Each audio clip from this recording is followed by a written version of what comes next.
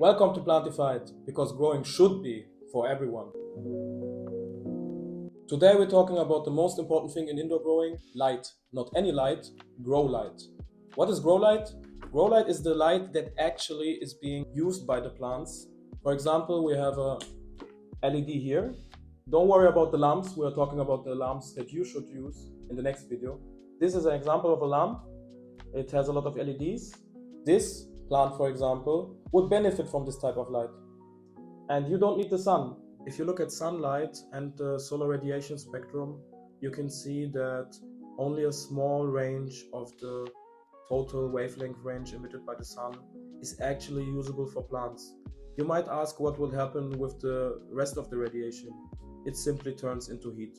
Okay, here we see the famous McCree curve, which shows us the light that is relevant for photosynthesis, which is also called PAR, P-A-R, standing for photosynthetic active radiation. You can see that the PAR range is between 400 and 700 nanometers. The nanometers give you the wavelength of the light.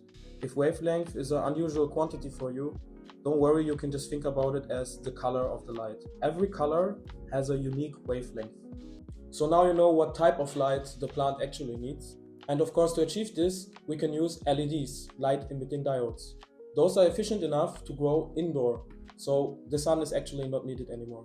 I recommend that you use white LEDs, but you have to be careful. Not every white equals white. So again, there are no white photons, but still white light is being characterized into different categories, let's say. You can have warm white light, you can have cool white light. Warm is more on the left here and cool in the middle. But there's a completely new and different scale here, which is the color temperature scale. And it's measured in kelvins. But I personally wouldn't put too much emphasis on this Kelvin scale, but it is a nice differentiator to differentiate different white light sources. The next aspect would be, of course, how strong does the light have to be? It's not a straightforward answer because it depends on how big or how old is your plant already. This was a more adult plant, and if you have smaller plants, let's say babies, then they need less light. If you want to know how strong your lamp or your grow light actually is, then you need a PAR sensor. If you can get an EPAR sensor, great, but those are very expensive. Of course, if you have scientific motivation to grow, the gold standard are the Apogee instruments, where you can find full spectrum quantum sensors that would cover the PAR range on the left here, or you can also buy the EPAR sensors that include infrared photons. Of course, nobody needs the scientific accuracy, at least not everyone. So in case you want to also afford a sensor that can measure PAR light, we can recommend something like that. This sensor here costs about, let's say, 100 euro, and it's in that range. And you can use it not only for measuring the PPFD, but also to get a kind of spectrometer experience, because the sensor can actually detect the amount of red, blue and green light, and of course the total amount of light.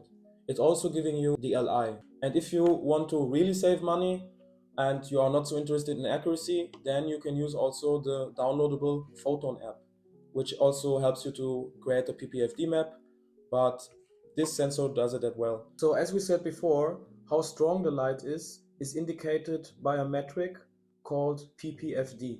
Of course, the PPFD value does not only depend on the height, it depends on the position actually. So even at the same height, you could change the position and you will get different PPFD values.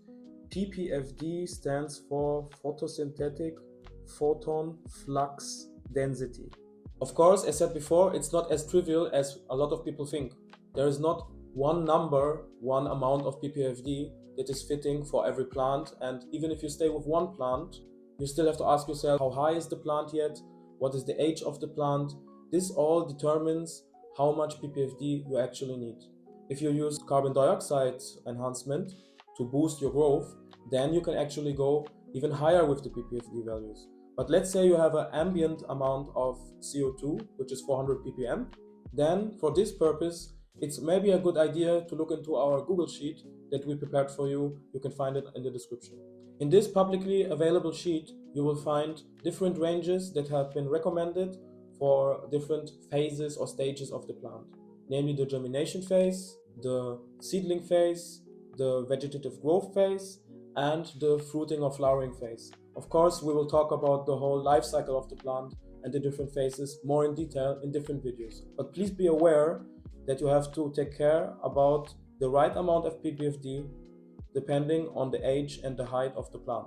Those products are not complicated. They can be used by everyone, beginners and professionals as well. I use them myself and I'm very, very happy with them. Of course, there are a lot of products out there that are not delivering what they are promising. So it's always good to just download the Photon app also as a reference to check if the numbers you see on your sensor actually make sense. And of course, we are going to do a little test here. We have this plant and we want to know how much PPFD do we have on top of the plant and directly under the leaf. Let's have a look at the following two screenshots from the measurements we just did. As we can see from the screenshots from the application that is compatible with the sensor, the measurement on top of the leaf gives us some numbers for red, green and blue, which is to be expected from this kind of lamp that has different colored LEDs and also white ones as well. It's very interesting that even one leaf is enough to block most of the light. So it is very important that you take care of the fact that the light reaches not only the top layer. This is why I have my own private experiment. I'm using actually grow lights. They're not hanging on top of the plant. They are on the side and they are shining through the whole plant, so there can be photosynthesis actually everywhere and not just on the top. Okay, so now we know what type of light plants need. We also talked about how to measure the strength of the light. And the last thing is, of course, to ask how long do plants need to be exposed to light? During the seedling phase and the general growth stage of the plant, there are 18 hours of light required per day. This is a rule of thumb, of course. Sometimes it's 14, sometimes it's 16. But if you want the plant to grow, the plant has to actually feel that there is a lot of light coming. We call this imitation of the summer. During the flowering stage, you can see some flowers already developing here. The plant does not need that much light, and it will also continue to flower during 12 hours per day. If you change the light cycle of the plant, please don't change back. Don't confuse the plant. There are hormones and other particles in the plant that will signal the plant that it's actually time to produce flowers. And the plant will think it's basically autumn or fall and therefore react accordingly. Don't switch back and forth, don't confuse the plant, or something like this can happen. This dill plant here had kind of a panic reaction, and now it's just very long and it has a, as you see, very weird and unusual physiology. Of course, we are not using only this lamp. This is mostly for demonstration purposes and not so heavy. We have a lot more lamps and we are testing them, we are comparing them.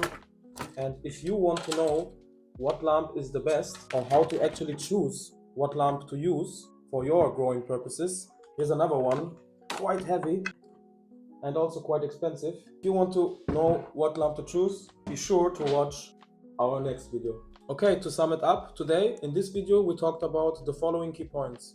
What type of light, namely what color, the plants actually need. We also talked about how strong the light needs to be in order for them to thrive properly. And we talked about the effects of the light cycle, how much hours per day the plant should be exposed to light. Because plants also need to sleep. Don't forget to subscribe, ring the bell, and have a beautiful day. Thank you for watching Plantified.